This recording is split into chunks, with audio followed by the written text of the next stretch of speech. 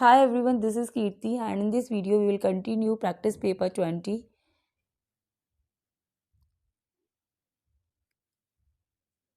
Sixty four question हमने इसके complete कर लिए थे। आज हम 65 से स्टार्ट करेंगे। Who commented on Shakespeare in the verse? किसने शेक्सपियर को कमेंट किया है इन शब्दों में? O mighty poet, thy work are not as those of other men. O mighty poet कहकर एड्रेस कर रहे हैं शेक्सपियर को कि जो आपके वर्क हैं वो वैसे नहीं हैं जैसे बाकी लोग लिखते हैं। Simply and merely great works of art but are also like the phenomenon of nature, like the sun and the sea, the star and the flower, like frost and snow, rain and dew, hailstorm and thunder, which are to be studied with the entire submission of our own faculties. किसने Shakespeare को comment किया है in words में? So options are Thomas De Quincey, Thomas Carlyle, AC Bradley, Wilson night.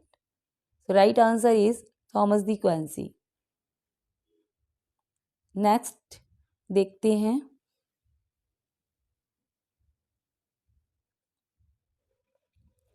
Next है question number 66. The following lines in 12th Night are spoken by. यहाँ पर कुछ lines दी गई हैं जो 12th नाइट से ली गई हैं. किसके द्वारा बोली गई हैं आपको बताना है.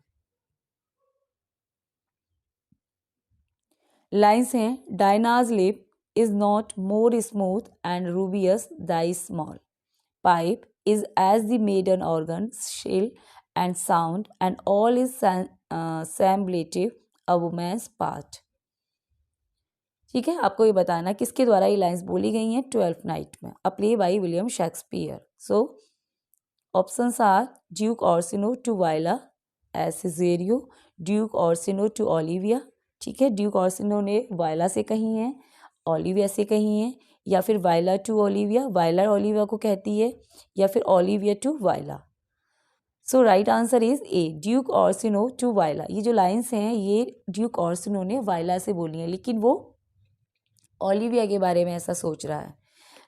नेक्स्ट है question number 67. Who wrote the following comment. ये कमेंट किसका है आपको बताना है. ठीक है, बहुत लेंथी कमेंट है. No dramatist can create live character save by bequeathing the best of himself to the children of his art, sketching among them largest of his own qualities, giving it maybe to one his wit, to another his philosophic doubt, to another his love of action, to another the simplicity and constancy that he finds deep in his own nature. Whose comment is this? आपको बताना है. So options हैं यहाँ पर Thomas De Quincey, Walter Raleigh, AC Bradley, या फिर Wilson Knight. So right answer is B, Walter Raleigh. Walter Raleigh का statement है ये. नेक्स्ट है क्वेश्चन नंबर 68.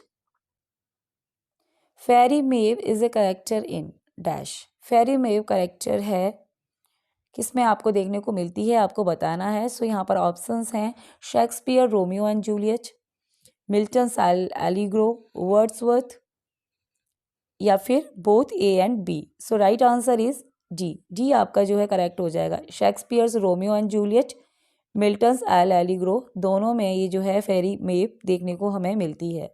नेक्स्ट है question number 69. In his Allegro Milton describes shepherd as. ठीक है, अपने एलिग्रो में मिल्टन डिस्क्राइब करते हैं सीफर्ड को as dancing in the chequered shade. He is alluding to a scene in Shakespeare play. इसमें क्या कर रहे हैं वो शेक्सपियर के एक प्ले को अलूड कर रहे हैं. कौन सा प्ले है वो शेक्सपियर का जिसको यहाँ पर मिल्टन अलूड कर रहे हैं आपको बताना है. Titus Andronicus, Romeo and Juliet, the Tempest, love लिवर lost. Right answer is A, Titus Andronicus. Next है question number 70. L Allegro begin with 10 line introduction prelude in which has the rhyme scheme. ठीक है। ये जो L Allegro है वो 10 line introduction से start होती है, जिसकी राइम स्कीम क्या है आपको बतानी है। ऑप्शंस हैं ADDECEE और बी यहाँ पर है। तो यहाँ पे जो आपका आंसर है ए वाला हो जाएगा। ये वाली राइम स्कीम उन्होंने यूज़ की है इसके अंदर। नेक्स्ट है question number 71, the central action of Il Penseroso proceed in. ठीक है, सेंट्रल एक्शन जो इल पेंसर्सो है उसका प्रोसीड होता है quatrain of iambic pentameter, couplet of iambic tetrameter, couplet of iambic hexameter या फिर टर्सेट में iambic pentameter. So right answer is B, couplet of iambic tetrameter में इसका जो एक्शन है वो प्रोसीड होता है। So B will be right option. Next है question number 72, who was not only a poet but a revolutionist who defended the political and religious liberties of his countrymen with fierce zeal and outspokenness। ठीक है, कौन है ऐसे poet हैं जो एक रेवोल्यूनिस्ट हैं? तो ऐसे पोइट कौन है? John Donne, Shakespeare, John Milton, John Galsworthy. So right answer is John Milton. John next है question number 73, in an age of utter upheaval 1625 to 1660, यानी कि 1625 से लेके 1660 की बात हो रही है। Where the old order was breaking giving place to new, जहाँ पर पुरानी परंपराओं को तोड़ा जा रहा था, इट मीन्स ख़त्म किया जा रहा था, टू क्रिएट न्यू ऑर्डर, नई परंपराओं को बनाने के लिए। Dash stood alone like a star majestic in his conviction। Options हैं जॉन डन, शेक्सपियर, मिल्टन या फिर Dryden. The right answer is C, Milton. John Milton stood alone like a star majestic in his conviction। So C will be right here। Next question number 74, who among the following stood for democratic principle? इनमें से कौन? Next question number 74, who among the following stood for democratic principle in politics, and when the time came for the removal of monarchy, he had no qualm in siding with the regicide? Options are John Donne, Shakespeare, John Milton या फिर John Dryden। So right answer is John Milton। Next question number 75, who stood up for religious reformation, not only against the orthodox religion but chiefly against the bishop and church discipline, and gave voice to such expressions in his poetry? ठीक है, so John Milton stood up for religious reformation and not only against the unorthodox religion but chiefly against the bishop and church discipline, and gave voice to such expression in his poetry। So right answer is C, John Milton, क्योंकि वो एक सुधारवादी कवि थे। Next question number 76, who favored divorce in the face of the strongest opposition when his own marriage was on the verge of collapse? ठीक है, who favour divorce, किसने मतलब divorce का समर्थन किया जबकि खुद की उनकी जो शादी थी वो मतलब कलाप्स खत्म होने की कगार पे थी? John Donne, Shakespeare, John Milton, John Dryden. So right answer is C, John Milton. ठीक है, John Milton.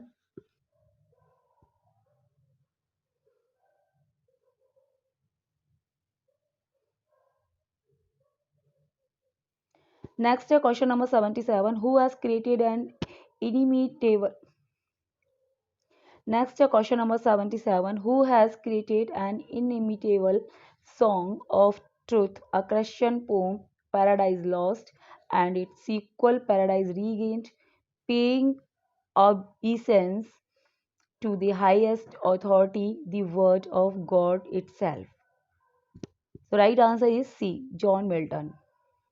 Next, question number 78, who among the following first broke into Christ on 9th December 1608, यानी कि इनमें से किसका जो जन्म है वो 9 दिसंबर 1608 को हुआ? John Donne, Shakespeare, John Milton या फिर John Dryden. So right answer is C, John Milton. John Milton का जन्म हुआ था 9 दिसंबर 1608 को। नेक्स्ट है question number 79, whose father had turned Protestant and was consequently turned out of his home and disinherited by his father. John Donne, Shakespeare, John Milton, John Dryden.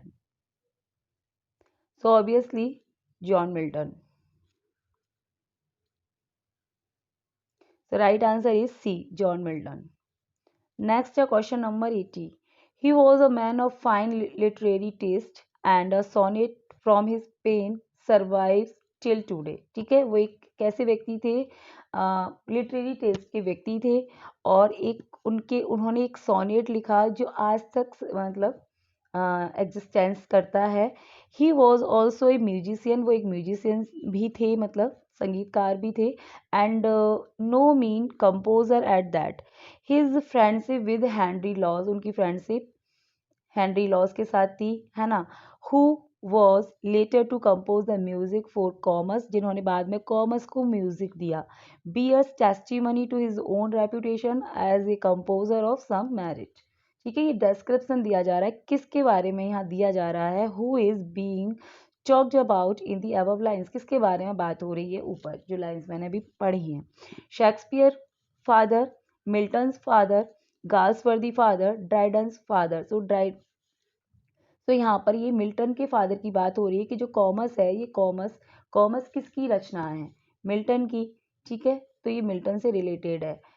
Answer is B, Milton's father. Next है question number 81. When he was born, Spenser had lately been dead and Shakespeare had 7 more year to live. ठीक है, यानी कि जब उनका जन्म हुआ था, जब वो बॉर्न हुए, स्पेंसर क्या थे, लेटली बीन डेड, मतलब स्पेंसर की डेथ हो गई थी, लेकिन शेक्सपियर जो है 7 ईयर्स और उनके टाइम मतलब जिंदा रहे उनके बर्थ के बाद, क्योंकि उनका जन्म हुआ था 1608 में, अभी हमने ऊपर पढ़ा, और शेक्सपियर की डेथ कब हुई थी, 1616 में. तो वो वाली बात हो रही है. At his birth Shakespeare, Jonson, Beaumont, Dekker, Chapman, Daniel tree and a galaxy of other Elizabethan luminaries were alive. तो ये सारे पोइट की बात हो रही है कि जब उनका जन्म हुआ तो ये लोग जिंदा थे. Who was that great literary figure, तो कौन से लिटरेरी फिगर की यहाँ बात हो रही है ना. तो obviously John Milton. So right answer is C, Milton की बात हो रही है. नेक्स्ट है question number 82. whose life bridged the gulf between the age of Elizabeth 1558 to 1603, यानी कि जो एलिजाबेथ एज है, and the age of Anne 1702 1714, 1702 से लेके 1714, जो एनी का एज है, इसके बीच का जो एज है वो पूरा कवर किया. वो कौन से लिटरेरी फिगर हैं. ठीक है, तो एलिजाबेथन एज के शेक्सपियर तो होंगे ही नहीं. ठीक है, शेक्सपियर तो एलिजाबेथन है. तो यहाँ पे कौन सी लिटरेरी फिगर की बात हो रही है आपको बताना है. जॉन गाल्सवर्दी हैं, शेक्सपियर हैं, जॉन मिल्टन या फिर Dryden. So of course John Milton की बात हो रही है. ठीक है, एलिजाबेथ और जो है एनी का जो पीरियड है, उसके बीच का जो टाइम है वो पूरा पूरा रहा है मिल्टन का. नेक्स्ट है question number 83. He was a child of extraordinary merit, यानी कि एक्स्ट्रा ऑर्डिनरी मतलब बच्चे थे वो. According to his brother Christopher he compose verses when he was 10 year old, है ना. उनके भाई के अनुसार, उनके भाई के कहने के अकॉर्डिंग हमें ये पता चलता है कि वो जब 10 साल के थे तभी उन्होंने क्या करना शुरू कर दिया, मतलब वर्सेस कंपोज करना शुरू कर दिया था. Which were greatly admired in the home circle. Who was he. ठीक है, तो उनको मतलब 10 साल की एज से ही लिखने का शौक था मिल्टन को. मिल्टन की बात हो रही है यहाँ पे, है ना. तो right answer is A, John Milton. Next 84. His first portrait painted when he was 10. जब वो 10 साल के थे तो उनका फर्स्ट पोर्ट्रेट पेंट किया गया. Shows his hair cut short and parted to the left. It depicts his face as perfectly oval with large serene eyes and red ruby lips. Even at that small age, the corners of his mouth turn up a little, suggesting a slightly haughty temperament. ठीक है, उनका जो picture है बचपन वाला, उसमें भी वो कैसे लग रहे हैं, हॉटी टेम्परामेंट मतलब वो दिख रहे हैं. Who is being talked about in the above lines, किसके बारे में यहाँ बात हो रही है. John Milton, Shakespeare, Wordsworth, John Dryden. So right answer is A, John Milton की बात हो रही है। नेक्स्ट है question number 85, it is the femininity of his face, ठीक है, which cause him to be nickname, जिसकी वजह से उन्हें एक निक नेम मिला, है ना, फेमिनिटी उनके फेस पर झलकती थी जिसकी वजह से उन्हें एक निक नेम दिया गया, लेडी ऑफ क्राइस्ट। वो नेम क्या था, lady of Christ. When he entered the university of Cambridge, जब उन्होंने एंट्री करी, मतलब एडमिशन लिया कैम्ब्रिज यूनिवर्सिटी में। Who is referred in the above lines, in lines में किसे रेफर किया जा रहा है? सो of course John Milton. John Milton को एक निक नाम मिला था, उन्हें लेडी ऑफ क्राइस्ट के नाम से भी जाना जाता था। So right answer is A, John Milton. Next है question number 86, metre also spelled meter, ठीक है, मीटर की दोनों स्पेलिंग होती हैं, एक तो ये भी हो सकती है और एक ये भी। इन पोइट्री रेफर्स टू, क्या रेफर करता है? So a metre refer the rhythmic pattern of a poetic line, ठीक है, तो right answer is A. Next है question number 87, a line of 12 syllable with a medial caesura oppose occurring after the 6th syllable, ठीक है, एक line जिसमें 12 syllable होते हैं और एक बीच में क्या होता है, कैजुरा, यानी कि एक स्टॉप, एक ब्रेक, एक रुकावट बीच में होती है आफ्टर 6 सिलेबल, उसे क्या बोलेंगे? डेकासिलेबिक, हेप्टासिलेबिक, पेंटासिलेबिक या फिर Alexandrine. So right answer is D, उसे बोलेंगे अलेक्जेंड्राइन, ठीक है, जैसे कि एक दो, एक ये हो गया, एक ये हो गया, एक ये हो गया, इसके बाद यहाँ पोज आ जाएगा, ठीक है।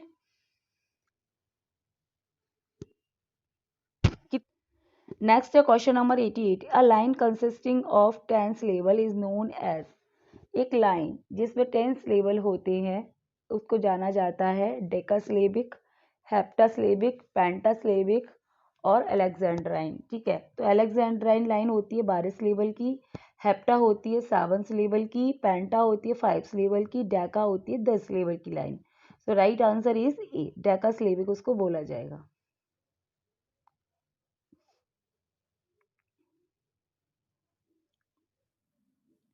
नेक्स्ट है question number 89, which of the following phrases make the wrong use of possessive case, इनमें से कौन से फेज में, मतलब फ्रेज में पजेसिव का रॉन्ग यूज हुआ है, ठीक है, फॉर गुडनेस सेक, ठीक है, कोई दिक्कत नहीं है यहाँ पर, सही है ये। फॉर कंसाइंस सेक, ये भी ठीक है। फॉर जीसस सेक, ये भी ठीक है। मॉसेस लॉ, ये आपका इनकरेक्ट है। So right answer is D, Moses' law. Next है question number 90, which of the following nouns are always use as in plural form, इनमें से कौन से नाउन हैं जो हमेशा ही प्लूरल फॉर्म में यूज होते हैं? जैसे बेलोज है, फैटर्स है, फोरसेप्स है, ऑल ऑफ दी एबव। तो ये सभी के सभी नाउन ऐसे हैं जो हमेशा ही प्लूरल यूज होते हैं क्योंकि उनके दो पार्ट्स होते हैं। जिन चीज़ों के दो पार्ट, जैसे उपकरण वगैरह होते हैं, जैसे जैसे चिमटिया वगैरह, तो इनके क्या होते हैं, टू टू साइड्स होती हैं। तो इंग्लिश इनको हमेशा, इंग्लिश लैंग्वेज में इन्हें प्लूरल माना जाता है। So right answer is D, all of the above. Next है 91 टू 95, 91 से लेके 95, यहाँ पर MCQs हैं। आपको क्या फाइंड आउट करना है? मिसमैच साउंड आपको फाइंड आउट करना है कि कौन सा मिसमैच है यहाँ पर, ठीक है। तो 91 में जैसे एलिगेटर है, एलिगेटर का साउंड कैसा होता है? बैलो करता है, हिस करता है, ठीक है। एंटीलॉप नॉट करता है, एप्स गिवर करता है, एस ब्रेल नहीं करता। सो आपका जो आंसर है वो हो जाएगा डी, क्योंकि ये वाला जो है इनकरेक्ट है, बाकी ये तीनों की तीनों ठीक है। नेक्स्ट है यहाँ पर, मतलब आपको इनकरेक्ट फाइंड आउट करना है। एनिमल, जैसे स्नैक है, हिस करता है, ठीक है। टाइगर्स ग्रोल करता है, रोर करता है। वॉल्व होल करता है, हेल्प करता है। जेब्रा क्या करता है? बज नहीं करता zebra. So right answer is G. Next है question number 93, animal sound. Female chicken चौ चौ, बैन गॉक, ये ठीक है। मेल चिकन कॉक, अ जूडल जू, cicada chitter, cow low moo. So right answer is C, क्योंकि ये आपका इनकरेक्ट है, सिकाडा ट्विटर नहीं करता। नेक्स्ट है,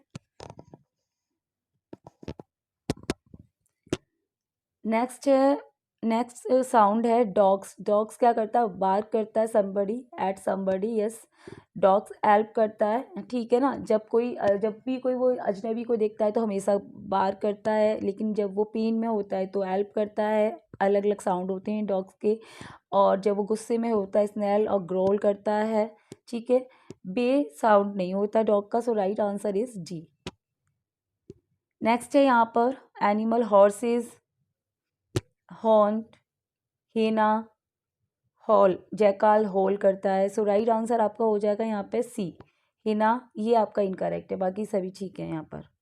नेक्स्ट है 96 to 100, यहाँ पर मिस मैच क्या करना, मस्कुलाइन एंड फेमिनाइन जेंडर, ठीक है, जेंडर है यहाँ पे जिनमें से एक जो है आपका मिस मैच होगा, मिस मैच वाले को फाइंड आउट करना है, ठीक है। तो 96 को देखिए, वेटर का वेट्रेस होता है, ठीक है, रूस्टर का हैन होता है, स्टैलियन का होता है मेयर, और विजार्ड का विजार्डेस। तो आपका जो इनकरेक्ट है वो ये वाला है, विजार्ड का विजार्डेस नहीं होता है ना, विच होता है, विच होता है इसका। नेक्स्ट है फ्रायर मॉन्क, ठीक है, फ्रायर नन, ये भी ठीक है। गेंडर का गूज होता है, जेंटलमैन जेंटल लेडी नहीं होता, जेंटलमैन मस्कुलाइन तो होता है, लेकिन जो फेमिनाइन है जेंटलमैन का फेमिनाइल बनेगा, ओनली लेडी है ना, ओनली लेडी बोलते हैं, ठीक है, जेंटल लेडी नहीं। एड्रेस कभी सुना है आपने, gentle lady, gentleman and gentle lady, lady and gentleman ऐसे बोलते हैं। नेक्स्ट है क्वेश्चन नंबर 98, मैन वुमेन, ठीक, नेफ्यू निस, पापा मम्मा, सर मैडम। तो सर का मैडम तो होता है, बट यहाँ स्पेलिंग रॉन्ग है, सो आपका जो है डी विल आपका जो है करेक्ट हो जाएगा। नेक्स्ट है question number 99, milk man milk women. तो मिल्क मैन का ना जो फेमिनाइन होता है वो हमेशा मिल्क मेज होता है, नॉट वुमेन। पीकॉक पीहैन, ठीक है, सेल्समैन सेल्स वुमेन, स्टेटमेंट, यहाँ पे ये सब ठीक है, बाकी जो रॉन्ग था आपका ए वाला था। नेक्स्ट है यहाँ पर मस्कुलाइन एंड फेमिनाइन में अबाउट का क्या होता है, अबेस, ठीक है, अबाउट।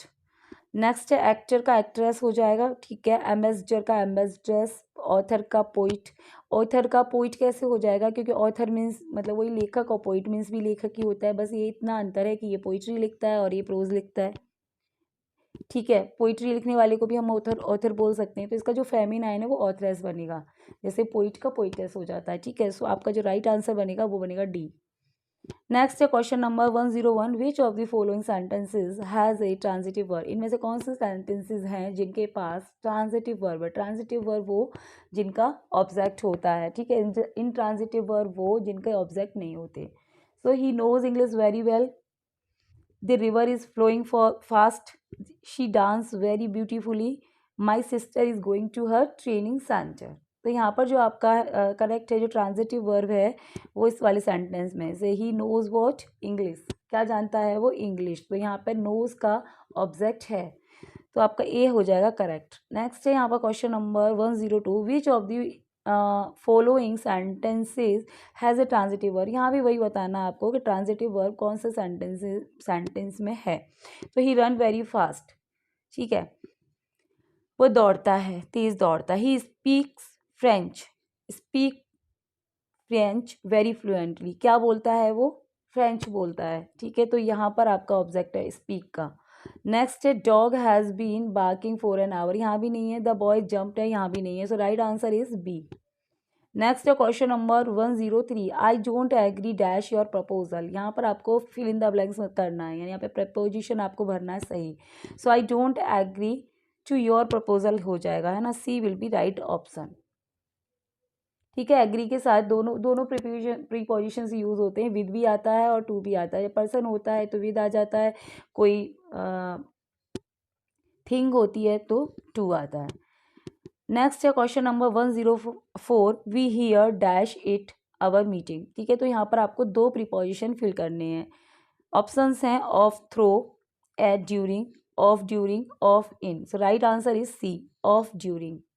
नेक्स्ट है we heard of it during our meeting, यानी कि हमने ये कब सुना, मीटिंग के दौरान।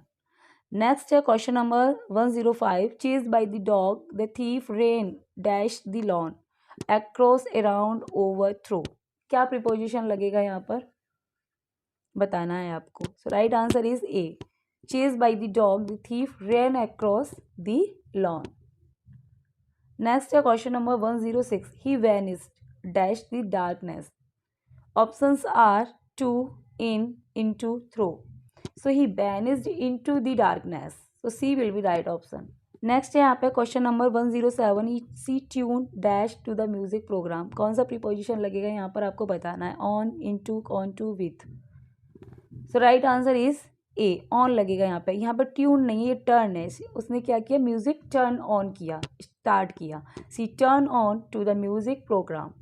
नेक्स्ट है question number 108, a man having no hair on the scalp, यानी कि कोई व्यक्ति है जिसके हेयर नहीं है, उसे हम क्या कहेंगे, गॉडी, नेक्ड, हॉरी या फिर बेल्ट, तो उसे हम बेल्ट बोलेंगे, यानी कि गंजा व्यक्ति, मतलब गंजा सिर होता है ना, उसको बेल्ट बोलते हैं। नेक्स्ट है 109, one who is hard to please, यानी ऐसा व्यक्ति जिसे खुश करना बहुत मुश्किल है, ऐसा व्यक्ति होता है दुरात्य, है ना, फास्टिडियस बोलते हैं उसको। So D will be right option. Next है 110, the act or practice of walking in sleep, है ना, नींद में चलने का एक्ट या बीमारी या हैबिट कह लो, किसी को नींद में चलने की हैबिट होती है, बीमारी होती है, उसको क्या बोलते हैं, सोलिलकी, सोमनैम्बुलिज्म, सैडिस्ट, फॉल्ट। सो उसको सोमनैम्बुलिज्म बोला जाता है, ठीक है, बी आपका करेक्ट हो जाएगा।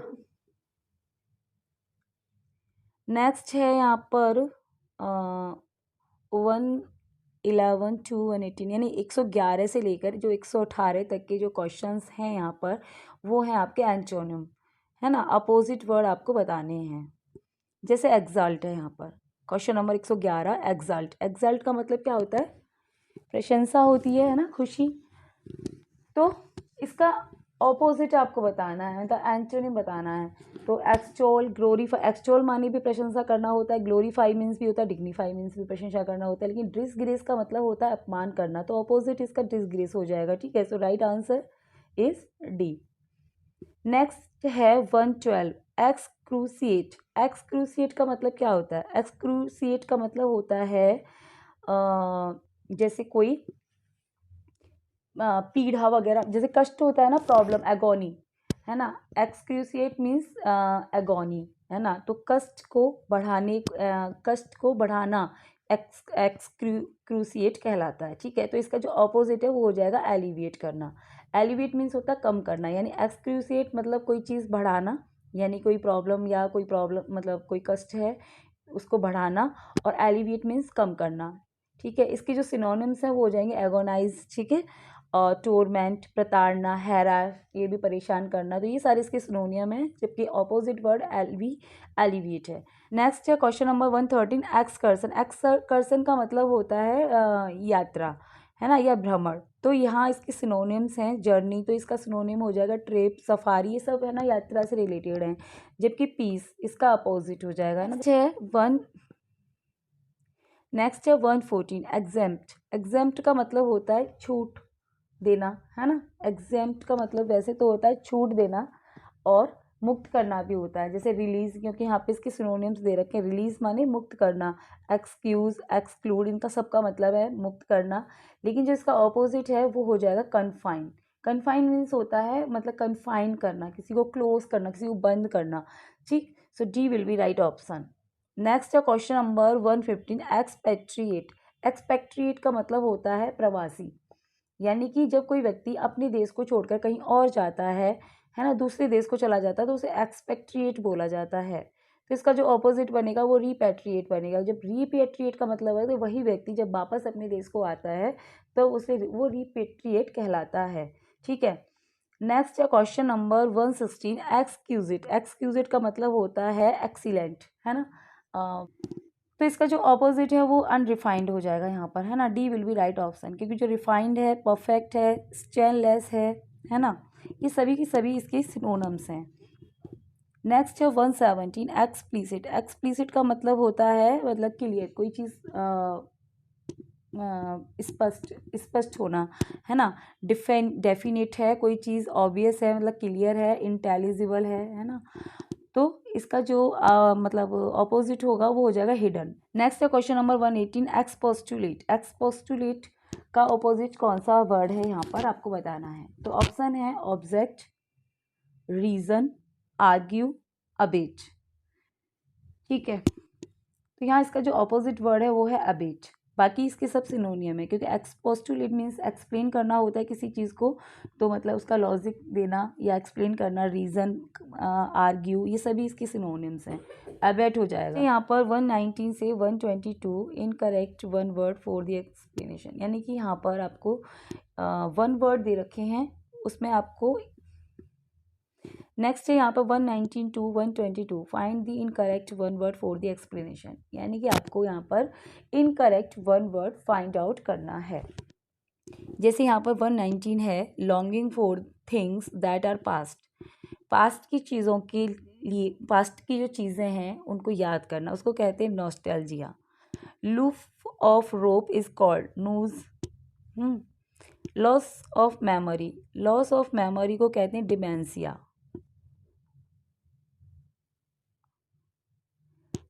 लाउड टॉक, स्पीच और क्वेरल, हैरनग्यू। तो यहाँ पे जो आपका इनकरेक्ट है वो सी वाला, लॉस ऑफ मेमोरी को डिमेंशिया नहीं कहते, डिमेंशिया का मतलब होता है पागलपन। नेक्स्ट है यहाँ पर lover of meat, carnivore, non vegetarian, ठीक है। लवर ऑफ मीट, मीट खाना जिसको पसंद होता है उसको क्या बोलते हैं, उसको नॉन वेजिटेरियन बोलते हैं या फिर कार्निवोर भी बोल सकते हैं। नेक्स्ट है यहाँ पर B, lover of human flesh, जो ह्यूमन फ्लैश लवर है उसे क्या बोलेंगे, कैनिडल बोलेंगे उसे। Lover of good taste in art, painting, etc, connoisseur, ठीक है ये। Lover of travelling around the world, globe trotter, ये भी ठीक है। तो यहाँ पर जो इनकरेक्ट है आपका वो ये वाला है, बी वाला है ना। लवर ऑफ ह्यूमन फ्लैश कौन होता है, कैनिबल होता है ना, कैनिडल नहीं होता वो। तो यहाँ पर ये स्पेलिंग एरर है, कैनिबल होता है।